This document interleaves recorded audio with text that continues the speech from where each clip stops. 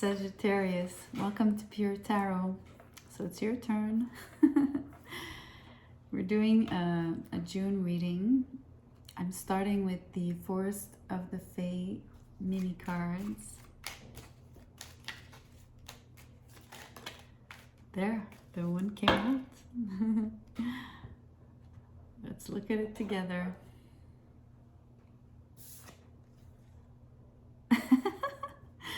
The Woodwife, it says, trust in your inner wisdom.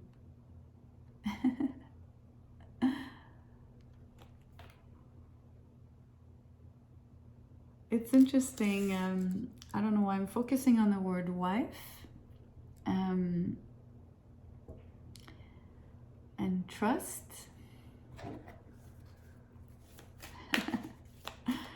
I don't know why I'm saying that. Oh, interesting. Noirceur. Noirceur means darkness. So opposed to the light, right? That's really interesting. The card, the Forest of the Fae, speaks of inner wisdom. So, you know, maybe you could say that what's inside, right, is not necessarily always illuminated. So that's why it's asking you to trust, because it's something that you are that cannot be seen, can only be felt. So it's almost like asking you to walk in darkness, to be. It's like I have the word like to evolve, but it's not really evolve. There's another word. I think there's a word that resembles in French, but I'm not clear on what it is. It's almost what I'm getting, and I can only describe it now. It's almost like the idea of unraveling.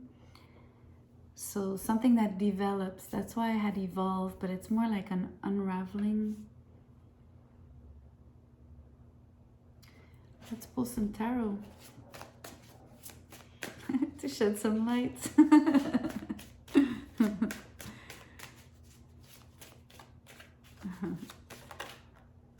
Okay, I'm gonna go with my intuition. I was gonna say I was gonna take that pile, but there's one more card that wants to come out that I need to pull out. That's crazy. It's the Ten of Cups. I just pulled it for Gemini. I just did Gemini. Theirs was upright. This one is in reverse, but I'm gonna leave it. And then I have this little mini booklet. Let's see what came out. I had Two of Wands in reverse, which also came out for Gemini. The World in reverse. The Magician in reverse. Death in reverse. And then upright, singled out, is the Hierophant. I mean, you have 4 major arcanas all in a row that are following the Two of Wands. And then I have this Ten of Cups that I feel is kind of almost like a wild card, or like a, I don't know. It sort of has a life of its own there, but we'll look at everything.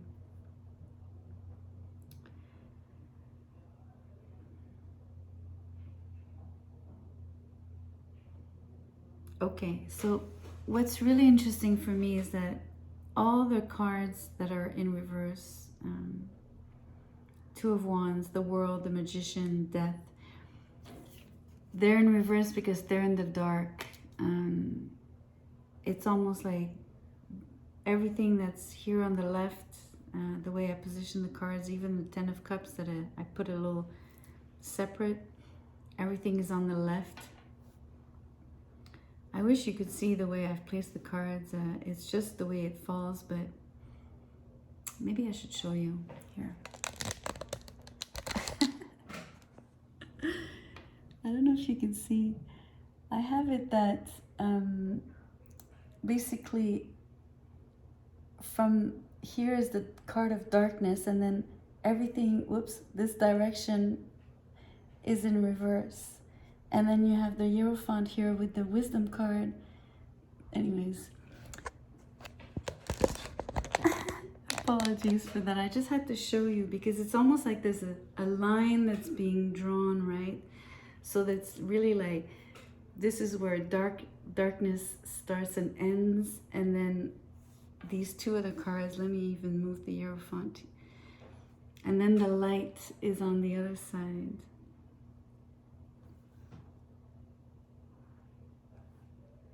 So it makes me want to interpret the cards, even if they're in reverse. Makes me want to interpret them for you like upright, but just know that they're like in the dark. So either they're working at a very, very deep subconscious level in your like, or maybe they're happening outside of you, but things are covert. Things are like you're not aware of.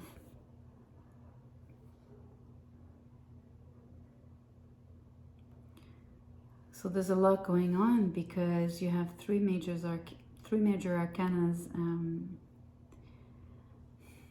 You know, you have the world and death. Both are like the end of they mark the end of something, right? So the death of something and the world is the end of something. So, and then it's interesting because you have the Magician and the Two of Wands, and both of these cards are cards of manifestation, right?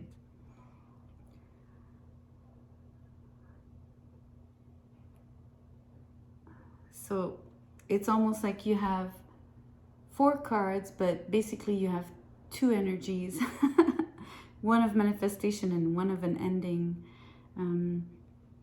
It's almost like just things are being emphasized, or it could point to 2 things that are both going through the same cycle. So 2 manifestations that are both dying or ending, you know, completing they've come to the end of the cycle.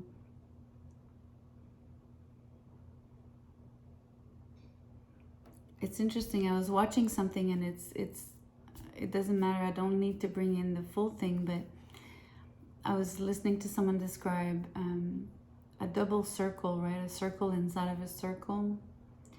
And that's what it feels like here right now. It feels like it's 2 things, one smaller thing that would be encircled by another one, and both of them are going through the same, like I said, this the same sort of loop being closed. I'm so sorry. He was doing the same thing in the Gemini reading, and I don't know why. I'm so sorry. And I don't want to stop the reading, so I want to go back to the Ten of Cups here that I chose to pull out.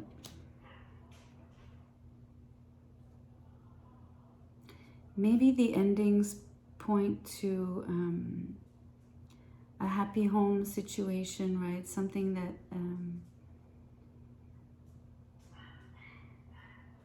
let's say it's not, let me remove the word home. Happiness in general, right? Maybe you feel at the moment, it's almost like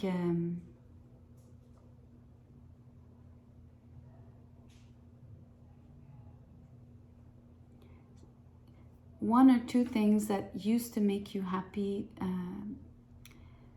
are not fulfilling anymore to you, right? Hence why they are ending.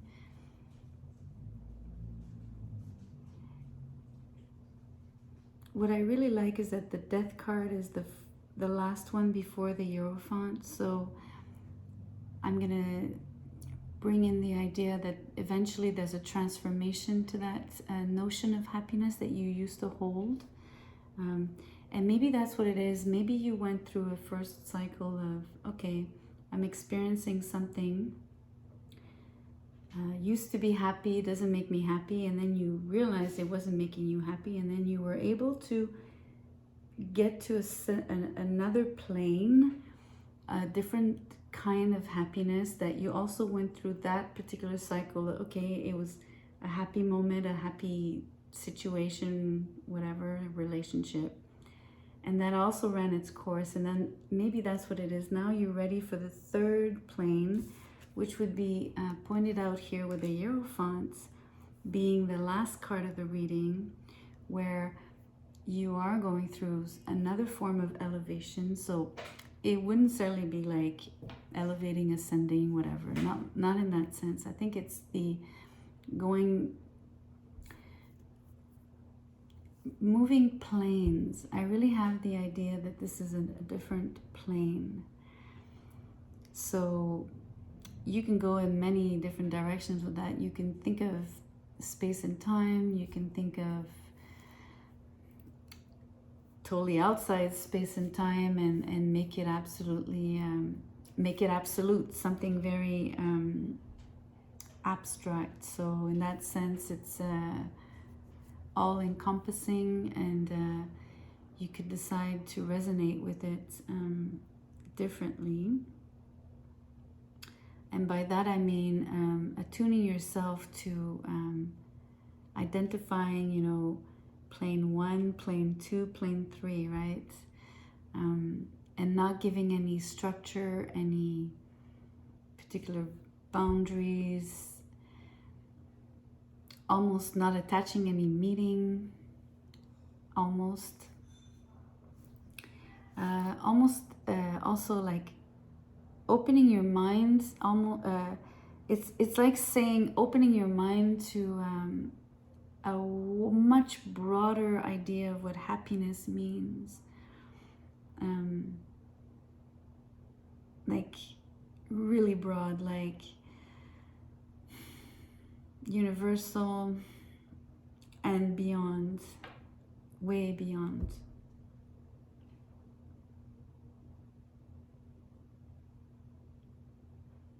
And it takes quite an open mind, quite a subtle mind. It's very, yeah, the word subtle is good here.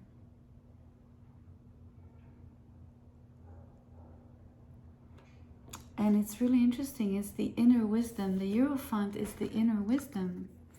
You know, he's like the high priestess. He's the high priest. He's so wise. Maybe that's what it is. It's this open-mindedness is basically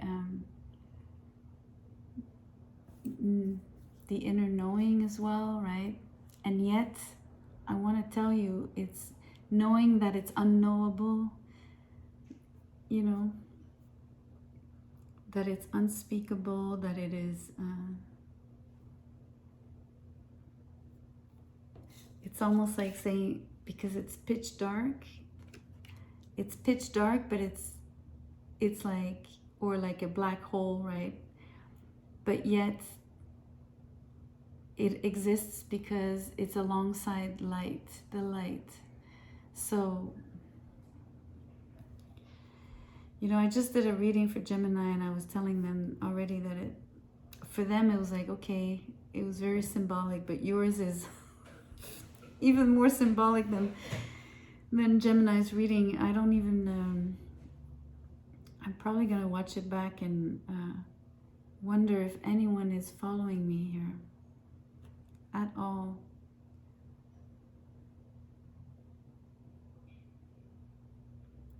So I really want to tie in light with happiness, of course. Even if it's in reverse, right? I told you I'm taking everything as like in its absolute essence, if you want. And like I said, all these cards, they're in reverse only because they're in the dark. They're like,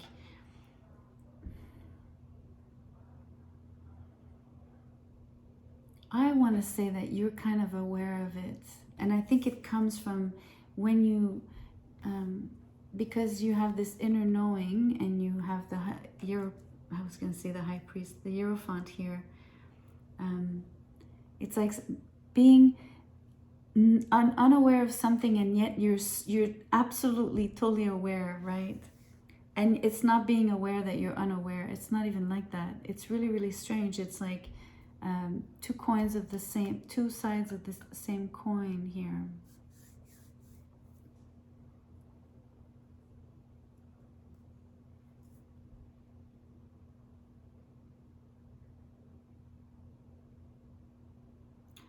I also want to go back to the idea that you had the Magician and the Two of Wands, and I said they're cards of manifestation. I want to say that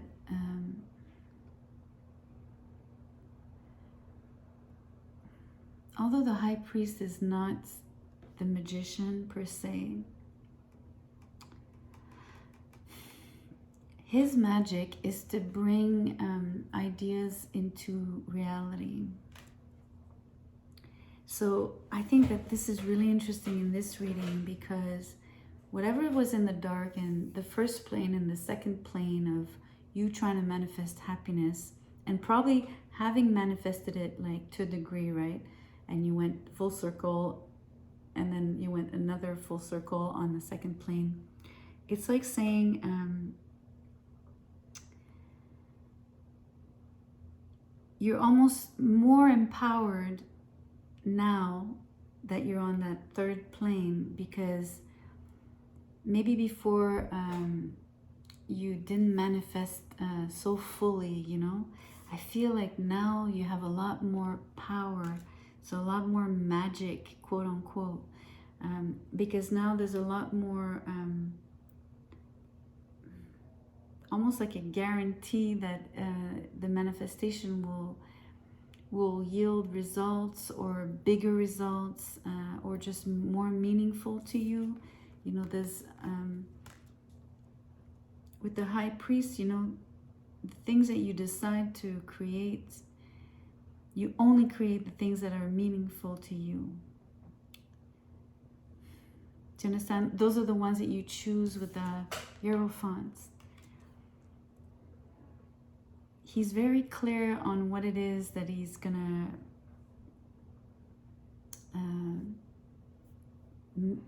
render tangible. Let's draw a love oracle on this.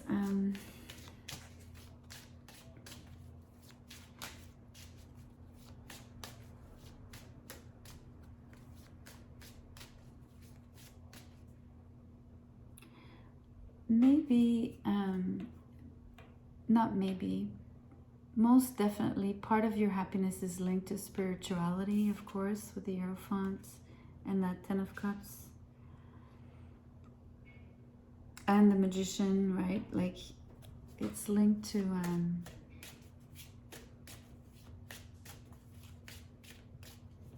it has to be, because of that open-mindedness and the having the knowing, and then knowing that you don't know, and then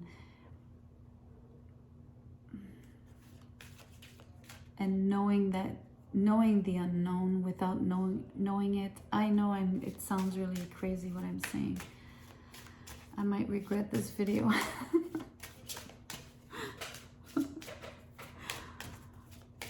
I might. I don't know.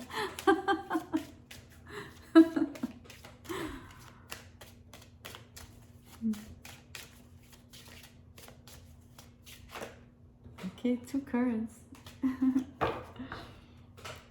I will pull, I will read out of the book for you. That's really interesting. We have memories and remembrance, which, you know, things that are in the dark, you know, and like I said, knowing the things you don't know, or all of that.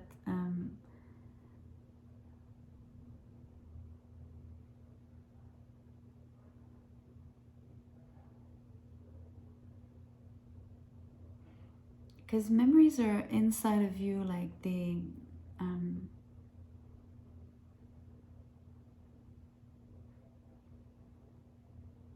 in the dark of your, I don't know, they're inside, right? Deep in your psyche, subconscious, or somewhere in that area of your brain where memory is located. But you know what I mean. Anyways, then we have erotic bliss.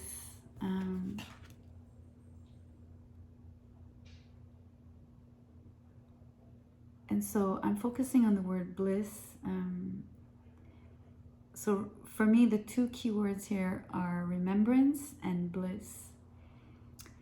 And, you know, I think the inner wisdom, going deep inside where it's dark, but where in the darkness is all this wealth of happiness, wealth of knowledge, wealth of spirituality, wealth of...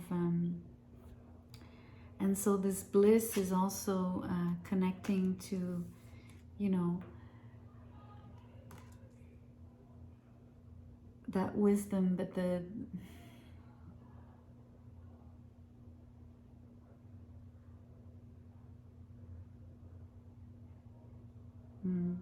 it's also blissful to you because maybe you're just more masterful at your manifestations, right? And so maybe you're just feeling a lot more comfortable, and it's bringing you so much. I mean, bliss and happiness are closely linked here.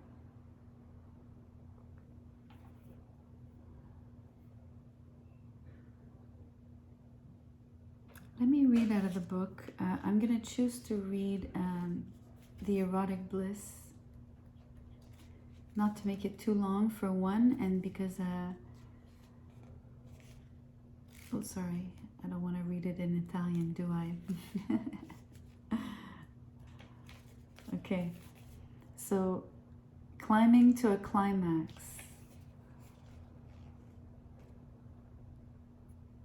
It's interesting, I was talking about moving to a third plane.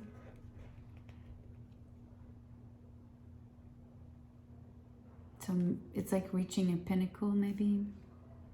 Anywho, too long they have, so the love story says, let me show you.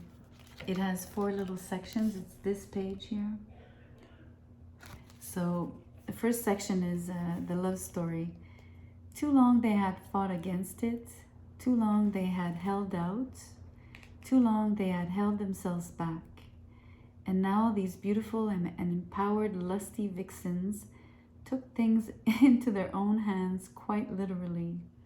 And the result was pure, orgasmic, erotic bliss.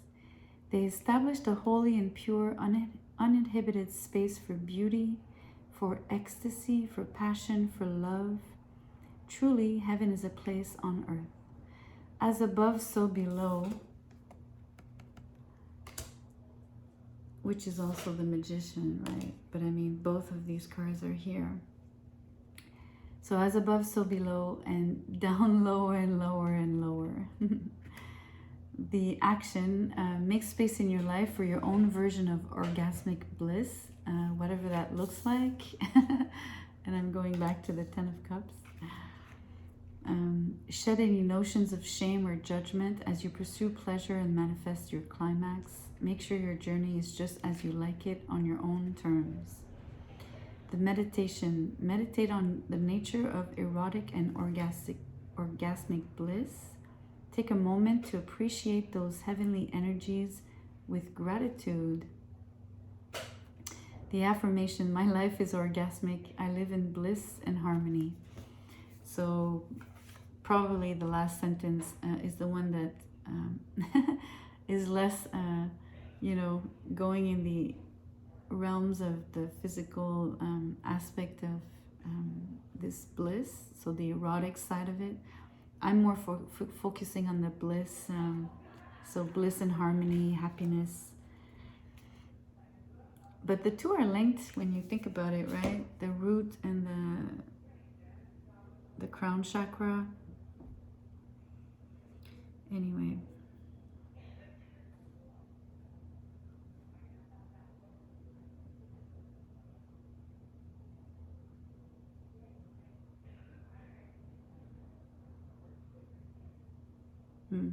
There's something to be said about the memories and the remembrance linked to the two cycles that are ending with the world and the death in reverse.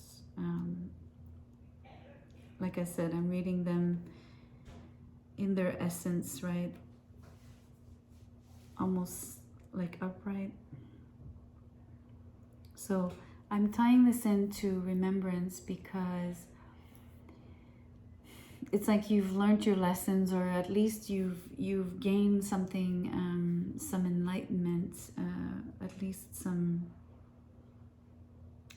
again, knowledge. You have the experience. You have the experience of these two cycles, and you have the experience of either things you don't wish to repeat, you know, and just building on that. That's why you're moving from, you know, those planes into another one. You're building on that. Anyway, Sag, that was even for me, I'm gonna watch it back and think, okay, does this make any sense at all to anyone? So honestly, I'm gonna ask you, if it did make any sense, please like the video. Just leave me a comment. Just let me know something. Maybe you want to boo me. I don't care. Let me know. So on that note, thank you for being here. That's the most important part. Thank you so much. I'll see you soon.